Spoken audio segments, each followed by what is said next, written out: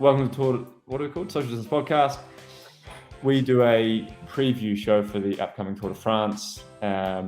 Three people that don't know a lot about it, pretending that they do. Enjoy. You're writing it. I want to hope you know what you're doing. I should know a lot about it. Let's just run the intro and wing it like we always do and see what comes out of it. Let's get ready to rumble! Front kick. Just getting forward in basketball chat. My radar's going pretty hard at the moment. I think we should. Will you shut up, man? That escalated quickly. We're going to need to get some more qualified guests on the show, eh? Righto, boys. We're back. I'm going to kick the show off this week with just a little bit of admin because admin is not our strong point. We never prepare for these episodes. I'm underprepared again. This is a Tour de France preview. I haven't even looked at the stages, but that way we'll at least get a genuine perspective when we do look at them. But another reaction. But another fuck me, we're going up there.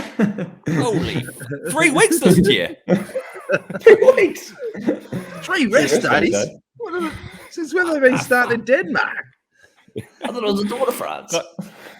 Another important piece of admin is this Manscaped. Manscaped.com. Oh, yeah, because we don't do this for free. That's for sure. No, avid supporters of this show, you know, and it's the Weed Whacker 4.0 has always been our little golden nugget that we've been trying to force down people's pants.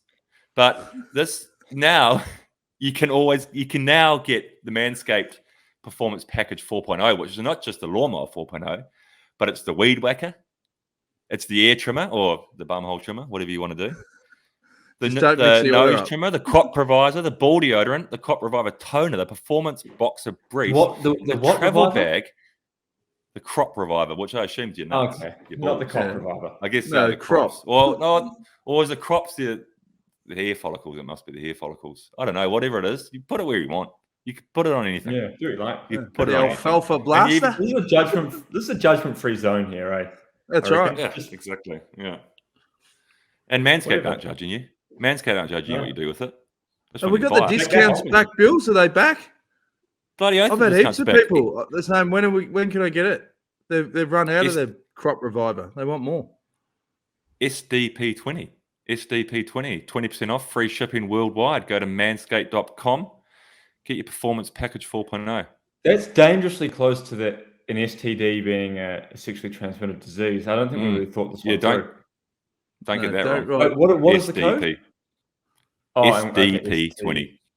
Yeah, okay. Well, don't mix those up. No. Yeah. Probably a promotional code, though, that they're running on a different podcast that has a sexually transmitted disease focus, clean up your downstairs operation. So it might work. You might get a bigger discount. Try that code. Might get 50 off. Yeah. See what happens. SDP20, guys. Manscaped.com. So Tour de France. Fuck, she's all hit the fan at Swiss. Shit has hit the fan. Someone went positive for COVID again. Fucking what a time to be alive, eh? Oh yeah. There's always but it feels like it doesn't matter what edition of the tour. There's always the lead up drama. You know, like you hear these stories over the years. Like Whitey had a couple of crackers. Like when he was riding for, I think it was US Postal. He thought he was in the team and then got the ass literally. But this is a crazy story, didn't you? Told me after the show last week. You're telling me about his parents. Something there was a whole parents flew over, yeah, and it was the first Tour de France he was ever going to do.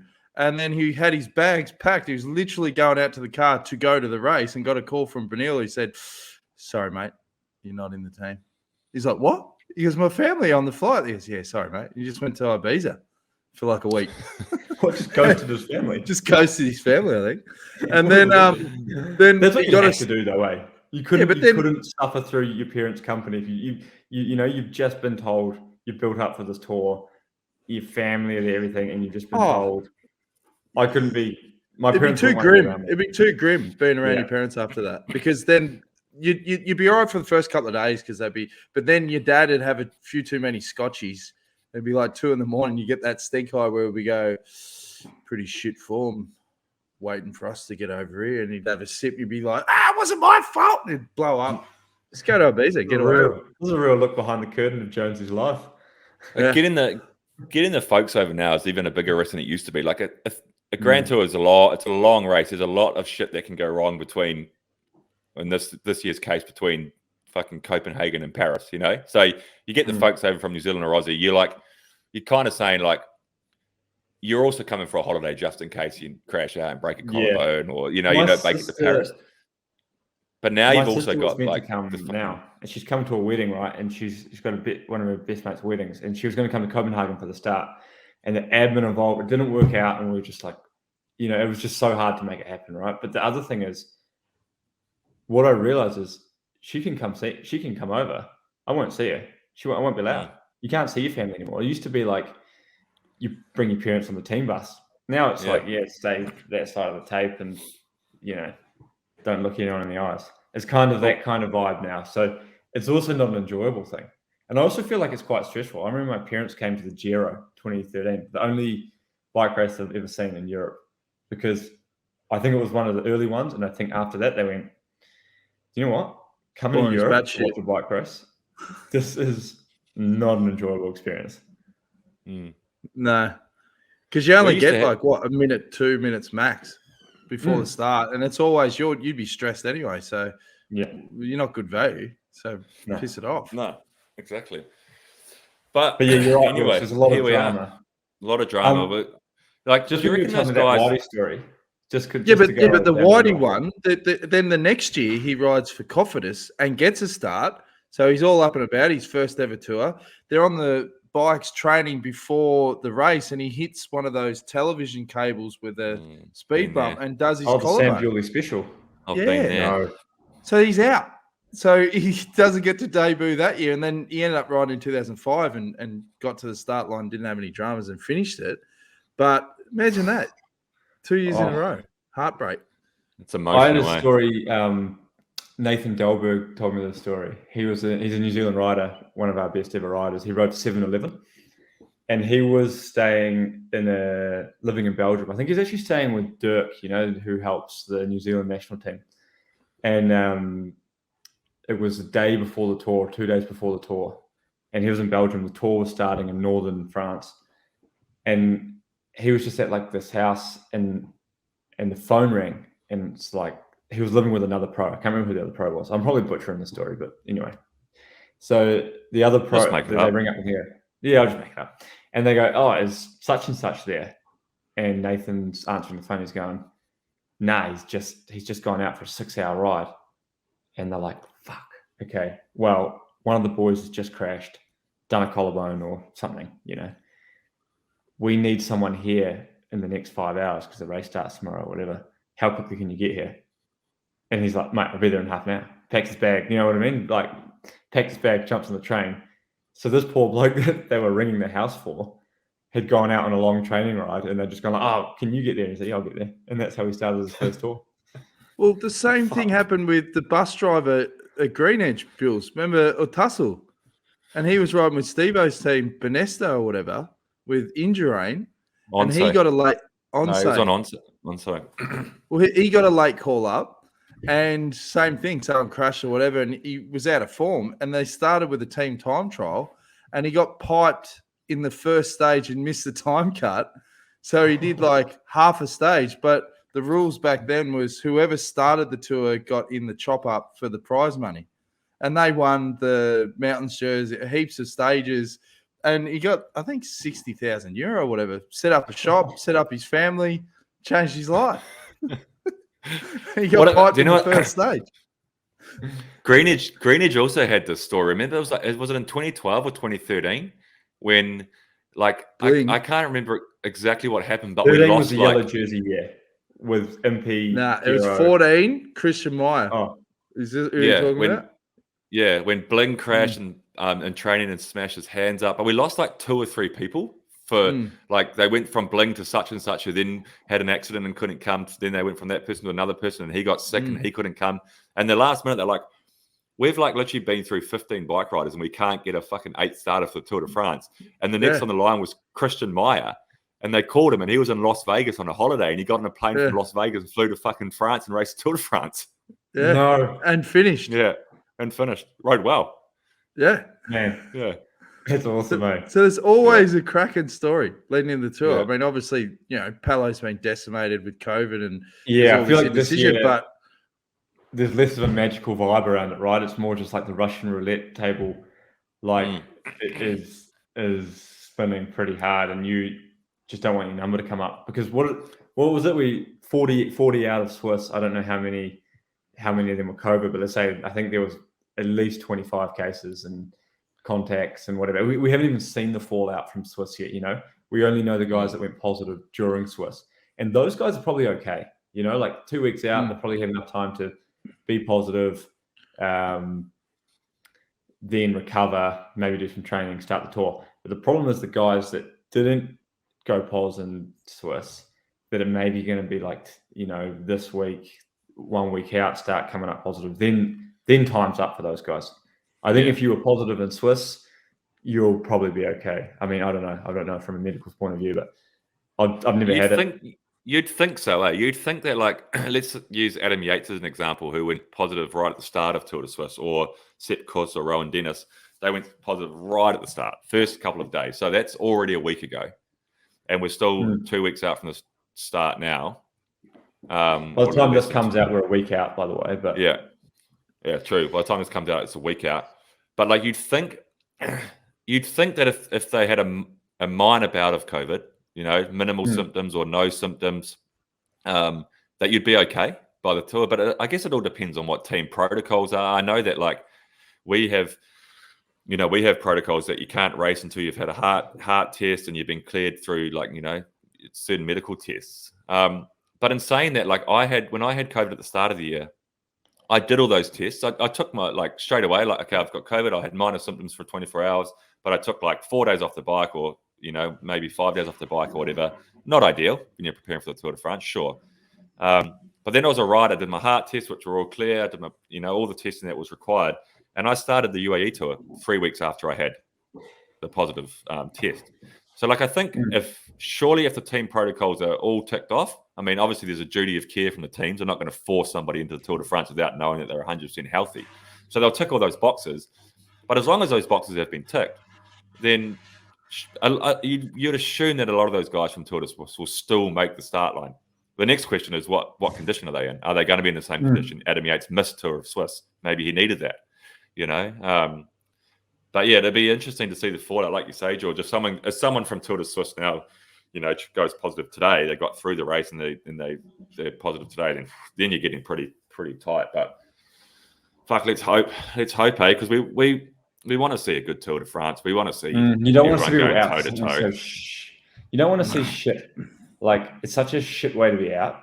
It's not like, I rolled the dice on a downhill on an all or nothing attack and went over the bars and did a collarbone and on that point, you want to see a good Tour de France. You want to see the best bike riders in the world going toe to toe for as long as possible over that 3 week period. The dream scenario for a spectator of the Tour de France is to see Pogacar, Roglic, Vingegaard, Yates, fucking whoever Geraint Thomas, the top guys. You want to see them all going into the final week within a minute or something, Giro this year. Who's going to win it? It's fucking all on until the last day. Just what you want to see when you're. Then they shouldn't have made the course like they did then. Exactly what I'm getting to. Why the fuck are you having a cobble stage in the Tour de France? A cobble stage, this is what it does. A cobble stage brings this massive, massive hive of excitement and anticipation for one day. But it has the potential to make the rest of the race boring as batshit. If you lose fucking Roglic, like last year, Pogacar was going to win, probably would have won the Tour de France even if Roglic was there, but you still didn't have Roglic there. He crashed out.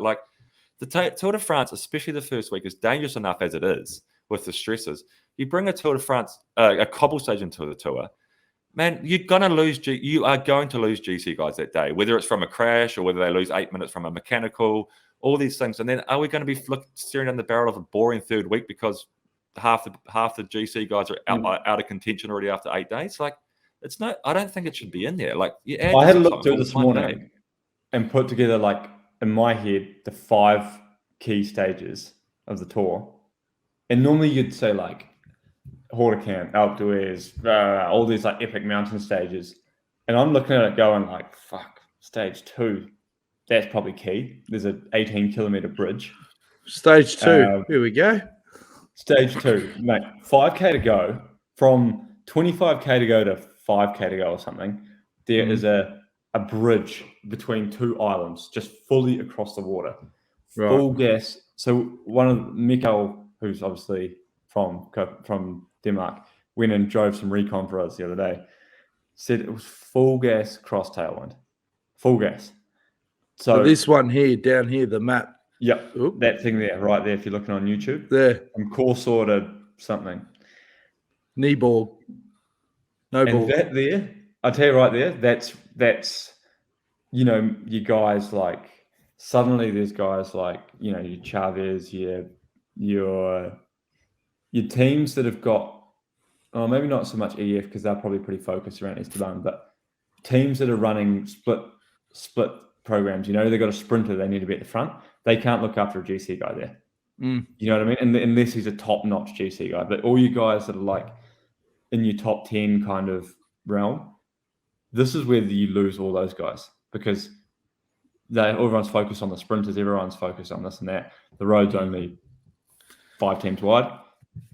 Someone's getting out the ass. So you're losing guys. But I don't really have a problem with crosswind stages because you can't control the weather. So you can't, and you can't control the fact that, like, you can't go, okay, let's find every single road in France that goes through a forest so that if there's any wind, the guys are protected. You can't control the weather. No, I like crosswind. I'm not saying that. I'm just saying that's one of the perils.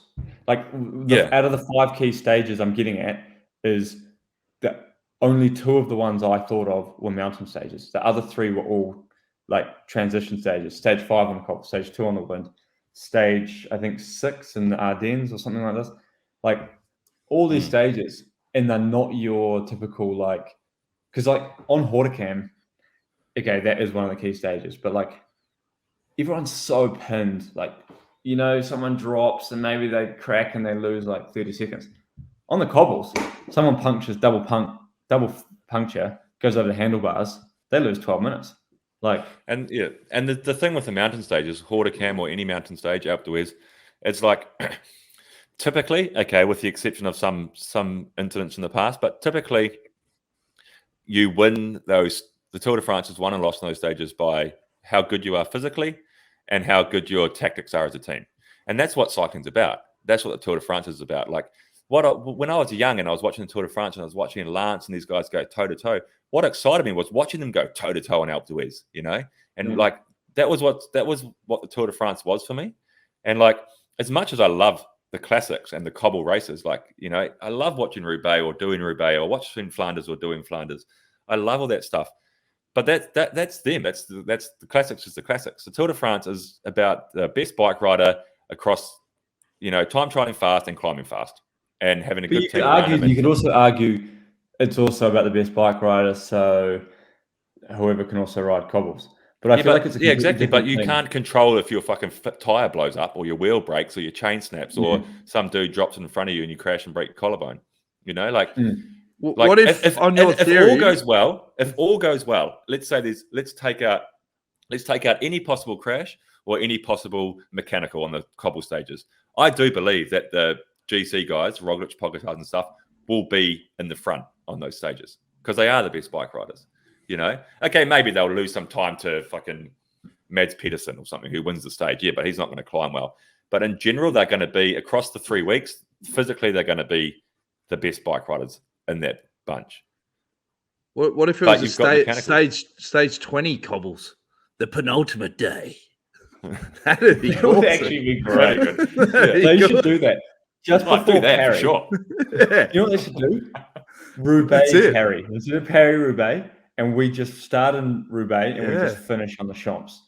So, like, we're getting into the Champs. We're just coming and guys just got, like, collarbone. That's his skin off. And he's just, like, giving it the fist pump. There's and blood then like shit everywhere. It'd be awesome. And it'd be good just to have it reverse as well because you'd be like, oh, yeah, the first 100K is pretty gnarly with 25 cobble sections. But there's 100K of flat to come back after. Yeah. You know? Imagine trying to pour your champagne over the cobbles, like if it was the last day. Just have him roll to the Arenberg. Just trying to do the team photo, 5 across. Team photos. That'd be perfect. And you'd be coming into Arenberg from the other way, so you just come into it. It's just a downhill cobble section. 80k an hour. That'd be awesome. Yeah. I think they're going to steal that. They should. But I tell you that Geraint Thomas is looking good. I reckon he's a big smoky.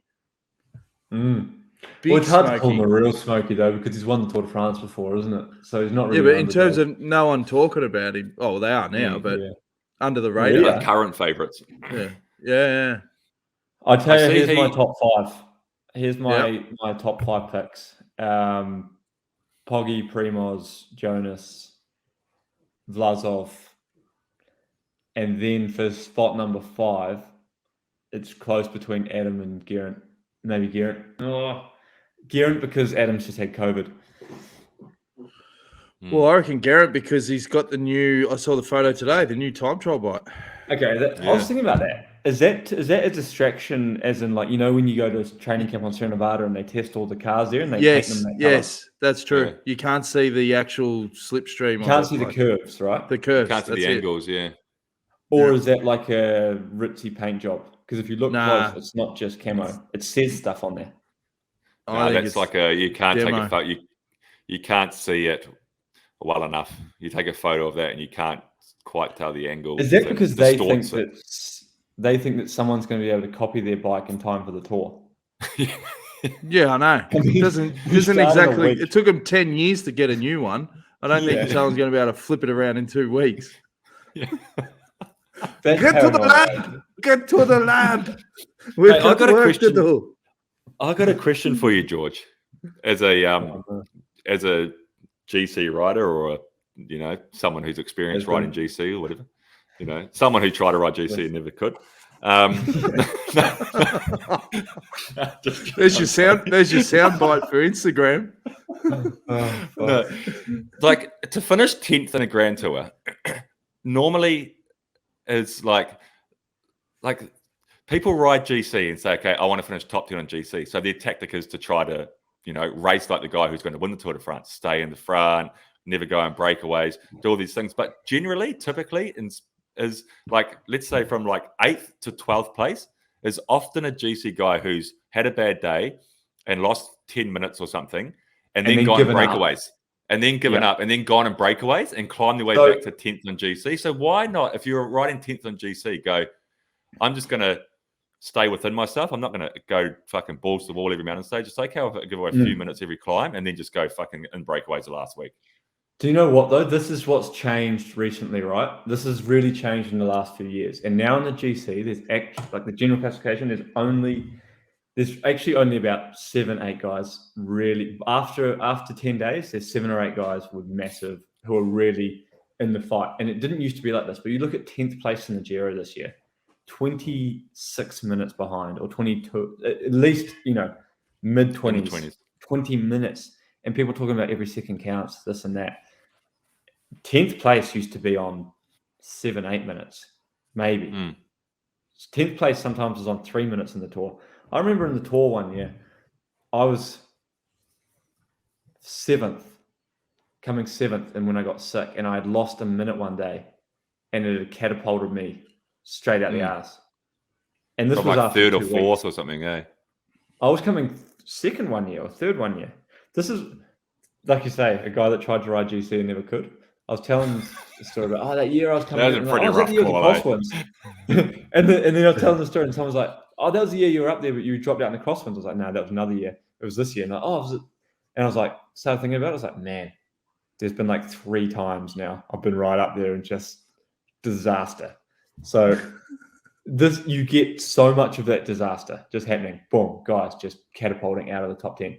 And then you get these guys like Guillaume Martin. Do you know what he does? He just rides hard, and then he loses like 3 minutes, and people don't perceive him as a threat. Whereas like a guy like, let's say, Bookman, who is perceived as a threat because he's a little bit better. So when Guillaume Martin goes in the breakaway, they go, he can have 5 minutes. He can have 6 minutes. He'll come back to 4th or 5th, but there's still 5 mountain stages he'll drop. But he's actually pretty fucking good. So he doesn't drop. But then a guy like Bookman or a guy like let's say me or whatever, that they'll never let me give me 5 minutes and say, oh, he can come back into the GC, because they go, oh, it's best just keep him out, Yeah. So you need to be close, but if you're too close, it doesn't work. So actually, you need to be the perfect amount of time behind and show a certain amount of weakness, and that really benefits you for these long range like leapfrog moves that bring you back into the GC in the last week. But like, I also feel like I rate not all GC rides are the same. So what I mean, I've got way more respect for a guy that's ridden, well, not respect. I got one guy I put more value on a ride, or a guy should be paid more, or however you want to sort of quantify it. If a guy rides GC, like from the Palo every day, TT in the Palo, just getting dropped, whatever, and he's 6th, versus a guy who's just lost like 15 minutes and then taken 20 minutes back. Do you remember the guy that won the Tour in front of Landis, Oscar Pereira? They gave him 30 minutes or something one day in a breakaway. And then they were like, fuck, we can't get rid of this guy. Yeah. And he won the Tour de France. But no one ever saw him as a GC rider. Well, I think if any rider listens to this show, they'll let you go up the road. You could do whatever you want. Like, oh, has-been. They go, that's the guy that tried to provide GC and couldn't. Let him go. Give him 10. He's the guy that was 3rd on GC and went back for bottles in the crossroads. Never came back. Oh, yeah. That's right. That's what happened, eh? Forgot about that. That was one year. What happened? Do you not remember that, Jonsey? Yeah, let's not go down there. No. I don't think I'm ready to talk about that yet. Okay. It was 5 years ago. Not ready to talk about it yet. That was stitch up. But yeah, anyway, it's interesting. It's interesting the different ways that you can finish in the top 10, but we're not here to talk about who's going to get 10th. We're going to talk about who's going to win this fucking race. Well, I want to talk about just quickly. You did challenge me to get these awards. So I've got the Couch Peloton. Like, this is the Daily Kanga. And then I want to wind up Pogacar and say, if you win this thing, you get the Grand Boomba. Like, don't worry about the yellow line. I'm going to get a yellow jersey, like a kid's one, and I'll put this around the Kanga. And you know how I think I mentioned last show, Aussies, we like to take credit for successful people that are like Aussies, but they're not from Australia. Like Russell Crowe. We all say he's from Australia. He's a Kiwi. We just want to adopt either the Pog, the Rog, or Geraint. Yeah, we can have him. But honorary Aussie. And hopefully, if they get the chocolates, who knows? You could see the Kanga up on the podium. I think ASO will shut you down very quickly. ASO have got run a pretty tight ship when it comes to like anything that could be considered COVID threat. Well, no, not the COVID threat. More like commercial stuff. So what was it? 10 grand. What was the story about the person got? You were telling me they had their own. Oh, that was Tour Down Under. Oh, was that Down Under? Yeah, Down Under. When they had banners, they had their own commercial banners, and they said, no, this is property of the race. But I reckon just for kangaroos, you'd be all right. I feel like ASL will be all over that. I feel like if you take footage, so in the Tour de France, you're not allowed to film. Like if you were making Backstage Pass, for example, you weren't allowed to film any of the bike race. Yeah, but this is all through SBS. This is SBS Cycling. This is like official broadcaster for Australia. So I think we'll be sweet. Worse. Oh, man, I'll push it. And then I've got, if you don't win the award, I've got like a runners-up Australia badge. So say you ride of the day, you get 2nd or 3rd. And then for the Aussie guys, I've got the Australia France badge. That's a good one. Nice. That's actually really cool. That's very good. Yeah. So just full of How goodies. Did you find that? I went to this place, this warehouse. And there was this old bloke there, and there's just boxes and shit everywhere. Like, it's a dog's breakfast. And I was hunting around, and I saw these Australia French pins. I go, mate, how many of those have you got out the back? I don't know. How many do you want? I go, 50. He goes, yeah, no worries. Came out and I got 50 of them. Why do they exist? Why is there a French-Australian friend? No, it must be like a diplomatic thing. They must have had functions over the years where they needed it because it looks very corporate. Who was this guy? I'm just curious. Who runs the shop with that? It's called Wilmot Harvey. They do all like plush toys and We used to see them for the kangaroo badges over the years because that's currency. So when you're over in France, you use these pins. So say you stay at a hotel, you badge someone, man, you get free beers, free continental breakfast. I've still got from a couple of Olympics. I've still got a big badge of New Zealand pins because I did the whole you got to milk that pins thing. Yeah, they're currency over in Europe. They love them. Don't know why. In Australia, you get a pin like this. Backpacking. Yeah, that's right. Next time I go, Mrs. kicks me out and sends me backpacking for a month around Europe. I'll take my bag of Olympic pins and see how far I get. Mate, you'll get heaps. So who's your other outsiders? Because we're getting sidetracked here. So I reckon I actually did have an outsider in my head, and I've sort of forgotten now. But I think that like Higuita Monster, yeah, he's going good. I think I really hope we're going to see the Pogačar-Roglic show this year. But I really think that Vingegaard is going to challenge a lot more than Primoz, potentially. Like, mate, okay, it's a big call. Let me try and wrap my tongue around this. But like, you think he's going to stand up for himself a bit more, like take longer to sell out for his teammate than normal? I think he'll do his job. I think they both will. I think he's so good now. He's so good now that there's no way that Jumbo can categorically say Roglic is our number one, Vingegaard is our backup. I think they're going to have to play, and I think they will play two-pronged equal leaders. The equal leadership. What is we're going to see how it goes. Is that Primoz is such a nice guy and such a level-headed guy that we're not in stall for a...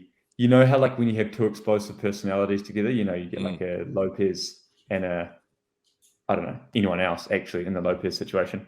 And you just know it's going to make a great episode on Netflix. But like, I feel like Jonas and especially Primoz just such level-headed, nice guys that they'll probably work really well together, and it will probably just be a massive problem for me and my team. It's going to be a difficult one to manage, eh? Like, you're going to have I was having this conversation the other day with somebody out training, and there's a stage that we were talking about that you did at the Dauphiné where you started straight up the Galibier, and then you went at Col de Coiffure, whatever it's called, and then the Tour de France stage, from my understanding, then goes down and goes slightly different and finishes on Alpe d'Huez. Yeah, pretty much exactly just past where we finished. Another like 5K, turn up Alpe d'Huez. Yeah. So that stage is a stage where, like, if you've got Vingegaard and Roglic on, both close on GC, and let's say Roglic is in front of, let's say Pogačar is leading, Roglic is second, and Vingegaard's fourth or fifth, but like at 30 seconds or a minute. Mate, if Jumbo just went from the bottom of Galibier, fucking full gas, and made the bunch to 15 guys straight away, and then Vingegaard just launches, then that's exactly what Jumbo did last time they raced that exact same stage. Kruijswijk went solo, did the whole thing solo, and then got caught, halfway up Alpe d'Huez or something like this. But for some time he was guest appearance on this distance podcast. For some time was looking like he put pressure on everybody. So that's exactly the kind of thing, like you say. If they do that, you need a super strong team around, or we need to be super strong to. Yeah, you got to chase him down, GB. But do you know what? I'll flip the script a little bit on that theory. Like the typical on paper theory in that situation is that, okay, Vingegaard's gone up the road. Pogačar and UAE need to make sure we've got numbers around the Pogman. We've got George there. We've got whoever other climbers you got there. And we're going to make sure we control the stage so Vingegaard doesn't go too far up the road. But actually, the way these fucking guys race these days, Pogačar will just fucking follow Vingegaard and then just go straight over the fucking top of him and right away. And pipe him. And blow the whole thing up. And then Jumbo go, fuck you guys. And you'll be sitting in the back, George, going, oh, thank fuck for that. Thank fuck, he's going good. And then get back to the bus at the end of the day and be like, oh, I was on a good one. Like, you didn't need it. I was on a good one. I would have had him. That was close. Thanks. That's what I was talking to one of the boys about this the other day, about how many times you dodge a bullet by like you're on an absolute shitter, like it's going terribly, but like you don't really like the race goes a certain way where you're not exposed, and you're sitting there going like, man, I was creeping. Like it might be like a great example is like when you're in the breakaway, for example, and you're the worst guy in the breakaway. You're just absolutely in trouble, and you're going, man, I hope this breakaway does not make it because like then I'm going to get exposed in the final that I'm the shittest guy here. So actually, like, the break gets caught and you're going, oh, I was on a good one today. Man, if only they gave us a bit more time, And you're just in the bus going, like, telling the boys you were good. It's just creeping. Hey, what do you reckon of Ben O'Connor? I reckon he's a stiff top 5. You forgot him. Forgot about him. Yeah, definitely.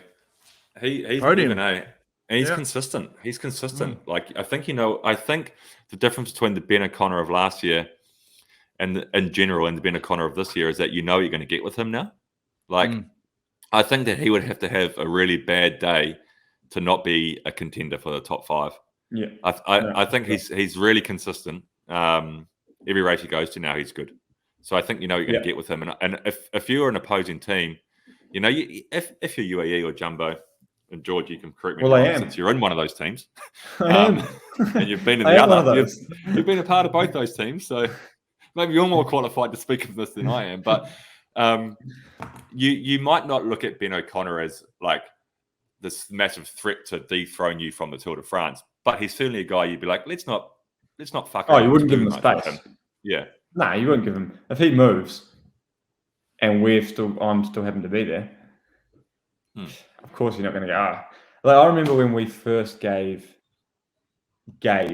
and didn't actually give, but when Pogačar first took time in 2020 on the Pirasoid, and we were like, he was still Primoz's little friend, like we still didn't really understand quite how good he was, and then we actually had no one else there, and the gap went out so quickly that we were like, shit, okay, well, but it kind of looked like we had not taken the threat seriously. And I think he took 45 seconds on Primoz that day. And then suddenly after that day, we went, all right, now everybody on this guy. This guy does not move. I mean, we couldn't do anything about it. He was too good. But the idea of that he started that race not being, we were so focused on Ineos. We were all about, I think Bernal. We were only on Bernal, and then Bernal had back problems and was out of the race after 10 days. Yeah. What about Roman Bardet? Yeah. No, he won't go for GC. No? No. Why not? Not going for GC. What about Jack Haig? Oh yeah, Hagee actually. Hagee he was on the way up in the Dauphiné, eh? Yeah, Hagee, definitely Hagee. Man, there's a lot of good riders. It can make me nervous. Yeah. What about Martinez? Didn't look as good, but didn't look sharp in Swiss, but I reckon that's good. I reckon that I'm Nibali won the Tour in 2014 after getting absolutely piped every single day in Dauphiné. So you never know. I feel like I used to always be of the opinion that who? Froome. Is he right? Is he riding it? I don't think it's guaranteed, but probably. Hey, I'll tell you, you wouldn't be surprised. You would be surprised, but you'd also be like, I'll tell you, recent results that, made my heart melt was old Dazzler getting up and having a stage win. How good was that? That was pretty good. That was so good. That gave me goosebumps. And then Durbo came around. I watched a replay with him, and then we were both sitting there like, oh man, just it's a feel good moment, eh? When he wins. Do you know what? I had dinner with him last night, actually. Yeah, how was he? Yeah, he was bloody stoked, eh? Like you think about what he's been through in the last 12. Like it was only a year ago that I was, I was around at his house, effectively carrying him out of a bed into a wheelchair to take him out and sit outside and have a coffee with me, with broken pelvis after that incident. How long has he been in hospital in the end? I remember it just went on and on. It was about it. I think it was almost a month. It was a long time. I think because there was a lot of admin gone wrong and this and that, and I think he was in hospital for 3 weeks, 3.5 weeks. he was definitely there for a long time. But yeah, it was a serious injury, and like obviously, but around when you have those injuries, there's always doubt about how you're going to come back, especially when you're a bit older and you start. Did you see what happened to Fulgren overnight or yesterday for us a week ago? For his hip or something. But everything: shoulder blades, collarbones, really bad crash. So that's hate hearing that. In other race results, did anyone catch Tour of Belgium yesterday? Yeah. So again, a week ago for the listeners, Tour of Belgium. They've got this thing called the golden kilometer. So what it is like pretty close to the finish of the race. I think it's in the last 10Ks. They have 1K where there's 3 bonus sprints, and each bonus sprint is worth a time bonus of 3 seconds, 2 seconds, 1 second if you're first, second, or third. And then so in the GC, both guys are on the same time going into the last stage, and they got to the golden kilometer, and shit hit the fan in a big way. And do you know what happened to start with? That they didn't really pick up on the commentary. Is coming into the golden lotto. So it was Wellens and Melro Schmidt both on the same time. So they were both needing to get time bonuses. What Lotto did was actually super smart. They took the head of the peloton. They put like 4 guys there. Wellens in third wheel. I think Campenarts in fourth wheel. Come through this roundabout. The guy on the front just accelerates. What was that? And then Campy just sits up. Campy just sits up, lets this huge gap go. And then, Quickstep are like pissed. So I think Wellens wins the first sprint. And then Quickstep are so pissed that they just they just box them in. What are you doing, Bills? I've got the video here. I'm sorry, but I'm trying to share the video to you so you can put it up on the screen. But every time I click on the video to share it, it plays. Yeah, right. Okay. Well, I thought George was painting a pretty good picture.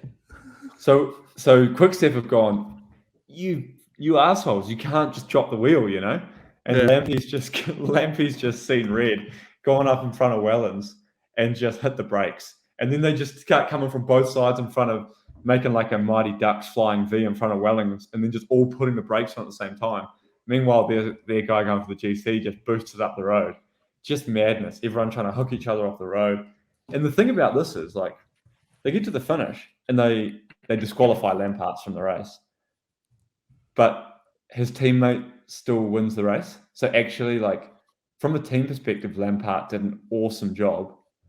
But it's also like, it's such a sacrifice to make because you taint your own image as a rider and you do all this so your teammate can win. So is that not, on one hand, one hand you're seen by a lot of people as being the asshole, as being the dirty rider. But in the other side of the coin is selfless rider. You are the ultimate teammate. So this is the footage that you're talking about. Yeah, this is when they've already dropped the wheel and Quickstep is trying to come back. So this is the first sprint. Wellens wins. And then and Quickstep are all coming back because Campy had just trailed them off, just done the old 5-man setup, 6-man setup. He's a wolf pack. The forming of the barricade around Wellens with there's a Quickstep for the listeners. There's a Quickstep guy in front of Wellens, and then 2 Quickstep guys on the flank of Wellens, effectively boxing him in. There's actually that's not against the rules. No, it's not, because you can actually you can ride where you want to ride on the road and within reason. But what they're doing there is actually that's not against the rules, but it's against maybe the sporting side of like what's the spirit happening. of it or whatever, the spirit of the competition. But I think I reckon that the reason Lampard's been disqualified is because of the physical contact in the first incident, the shoulder, where he's just come up and dropped the shoulder into Wellens. But if he hadn't have made contact with him and they just formed that barricade, you'd actually argue that they haven't broken any rules. They've just morally it's like you fuckers, but like it's like a pack of wolves eat the carcass. Like The other thing is, like, Lotto also did the sit up out of the roundabout. I mean, that's oldest trick in the book, but I mean, and you should have seen that coming. When the guy who's going for the sprint is not the last man in the train, you should see the setup coming, right? And I thought all of it was just really quite interesting racing, and the commentators were really having a crack, like, this is not right, this is wrong, rah, rah, rah. But I don't know if I wasn't that upset by it. I mean, do you know what I mean about how Lampart's there made such a big sacrifice to his image to be such a good teammate? I mean, he wasn't winning the race. It was for his teammate to win the race. Like, yeah. I mean, I had this situation once, which I would never do again in hindsight, especially given the circumstances. So we wanted a sprint in the stage of the tour. And I was up on GC, and the breakaway had gone, crazy start, and we had Dylan, we wanted a sprint. And I was like right at the front trying to sort of block the road. And then from behind me, someone was like, yeah, right. You know, like there was a bit of gap on the right. And I just swung right. And Chad Hager came straight through. And I just put him straight into the gravel, you know, rode him off the road. He actually got around me and got in the break, which I'm quite happy about now. And I remember thinking, like, and I got like crucified for being an ass. So I ended up getting like a time penalty and a couple of €1,000 fine and all this shit. And then I was thinking, like, I did that so this guy, you know what I mean? Like, you actually end up like, you get so caught up in being a teammate and doing the right thing for the team, that you actually sacrifice more than just like your physical stuff. You're sacrificing your image or whatever to be a good teammate. And that's exactly what Lampy did there, to be such a good teammate, but to get himself kicked out of the race as a result. Mm. It's like the older argument. There's always that argument about blocking the road, you know, like, which is is when I say it's a common tactic. I mean, it happens in every single bike race where the leaders team or whatever teams are interested in, you know, controlling it for a bunch sprint, for example, they let the breakaway form, and then once they're happy with the combination of the riders up the road, then they block the road essentially, like from the left-hand side of the road to the right-hand side of the road, just stacked with riders, so no one can get past. Like, the only way past is to go into the grass, which you're technically not allowed to do. So there's no way for bike riders to get through. And then there's guys who have missed the breakaway who want to be in the breakaway, and they're trying to find ways through. And there's frustration. They're like, fucking let me through. I want to go in the breakaway, but the road's blocked. Like, there's always that, like, there is quite often everyone's like, hold the left. And like 5 guys lining up, pushing them. And that would always be the best opportunity for biff when they try and block the road. A lot happens then. A lot of biff happens there. That's probably the most, when there's a guy trying to get in the break and there's someone just literally blocking the road, that is when tension is the highest. Yeah. And people argue like, oh, you shouldn't be allowed to do that. But it's actually just a strategy. It's just a tactic. And you can't, like, how can you police that? You can't say, like, you're allowed to ride on the road. Like, that's right. All of a sudden, just because there's 20 guys riding next to each other, like, that's not against the rules. I would do that again, but what I wouldn't do again is someone yells on the right and I see that there's a half a meter of road on the right and I just fucking turn right on this guy. No, you can't do that. That's exactly like I said in the last episode about what happened in Romandy. Like, if there's a free space of road, it's for lease for anyone. Anyone can go there. And was there any kickback on? I was going to say, what was the feedback like? People give you a bit more distance in the street?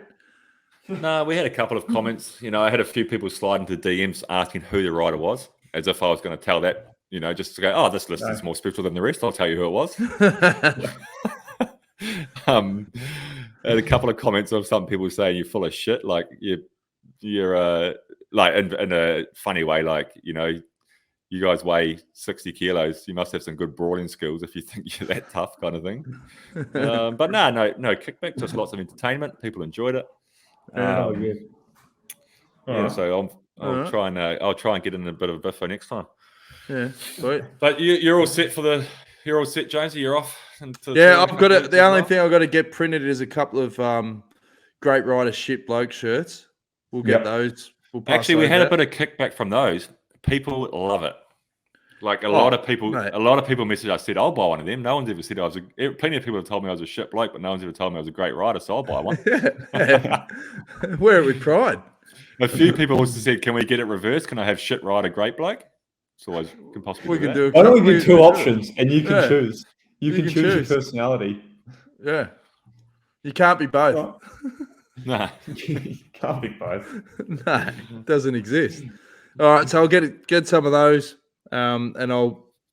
I reckon. Do you know what? I would wear one shirt from February till October, and I would wear the other one from October. I would ride the shit rider, good bloke through December, and then in January you'd flip it. Like January, you'd hesitantly like unpack the like shit bloke shirt, and you're just like, oh, I guess it's time to be an asshole again. That's it.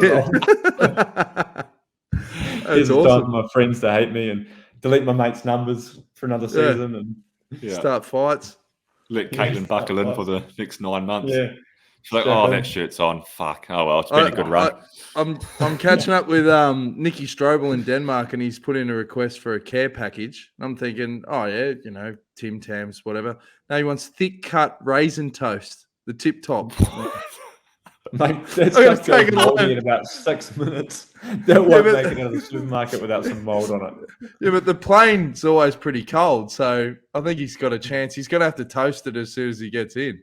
Oh, the thick cut raisin toast.